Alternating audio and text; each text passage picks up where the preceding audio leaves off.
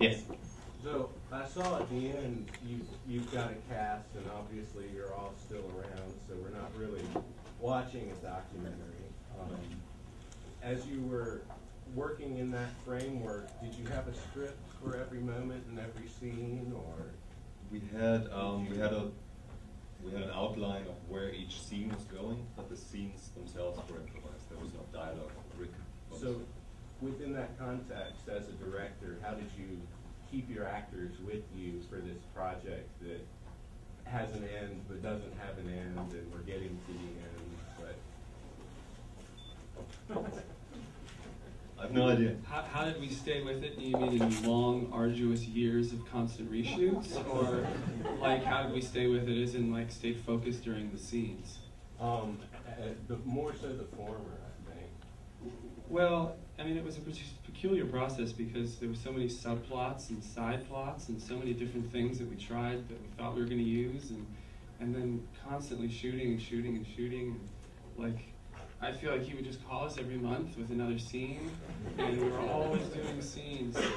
And then, like, he'd be like, Daniel, this is not going to be in the movie. There's not going to be a scene where I'm on a carousel, Daniel. And then he'd be like, no, we have to film it. The entire musical number was cut. Yeah, no, there was a musical number. I sang Tim Finnegan's Wake, like, yeah, but, you know, I think we all kind of, and I don't want to be cheesy, but I think we really had a, sick as it sounds, a really good time and really liked each other, and I think it was really fun to work on the films most of the time. It wasn't like boo-boo, sad death. That's the weirdest thing. Like these people are some of the funniest people I've ever met in my life, and to get together with them to work on this sad piece where humor was not allowed. Like my main direction was like, don't be funny. Well, it was kind of a weird process. And we did shoot 120 hours of material, and there is a lot of stuff that we thought we were going to use. But I think in the end, it kind of allowed us to get that documentary feel. So there's so much stuff where there's only a snippet in the film of something that was a much longer scene. And I liked it in editing because it gave us that realistic feel. Yes? I was just wondering, how did you talk Southwest into putting you under the documentary? Did they? Yes? Oh, did not? We're done. Yeah. It would have been good then. It's like the ballot, it says merging visions. That was the one thing that bothered me. Does anyone have a question for anyone in the team? There's questions. Yeah. It's not for the team, it's really for you, Daniel. I found it a devastating experience and I bought it the whole way through. And which is a great tribute because I'm an old cynic of movies. But the performances were very nuanced, and it's very interesting how long it took to shoot. And that it wasn't like a 20 or 25-day shoot with some continuity. So I wondered, you as a filmmaker, who mentored you? Who did you go to in the inner resources when this thing kept dragging out to give you the spirit to carry on this film? And how did you find this? I think the people I worked with, Zoltan, first of all, who was on board from the very first day and was actually the one pushing me to do it and always said, let's just shoot it, because we came straight out of film school and we didn't want to fall into this kind of hole where people do fundraising and write for 5 years before they shoot a single frame of their next project. So we just wanted to find a project that we could shoot for no money, shoot on TV, where it would be an aesthetic choice to shoot on TV. It wouldn't look cheap, but we needed to find a story that would actually give us that. And I pitched that story to Zoltan, and he was like so enthusiastic about it. And then I think through the years after that, it was mainly our editor, Shilpa, who edited this from. We were still shooting, and she was putting stuff together, and therefore we had so many reshoots because there were so many good new ideas. And then every single one coming on board, bringing that fresh enthusiasm. Every time we kind of thought we were so tired and we couldn't go on. I was told we couldn't go on and stuff. You know, it was harder and harder to get the actors to do reshoots, and I had to trick them into coming back. And we cut these little trailers just for the actors to get them hyped up about the project again, to get another scene. And all that. I'm still expecting reshoots. Rightfully so. Yeah. You spoke in the credits of talking about thanking people who had seen it and commented. Could you talk a little bit about that process? I'm just trying to figure out how you got it to this shape. We did have smaller test screenings for 4 or 5 friends at a time to kind of shape it, because it's getting so such a matter of taste at a certain point, you know, that we had to bring someone else in to tell us what does this do. And then we had 2 test screenings at AFI because we did shoot 2 different endings. Why don't you talk about that, Daniel?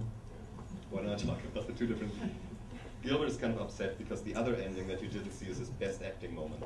And has an emotional depth that we didn't know he was capable of. So we cut it out. No, the other ending was that we hear the shot in the garage and there is no second shot, and we see Gilbert coming out of the garage and we see on his face. And we did see that on his face, so it's a pity that you maybe can't see it live. Yeah.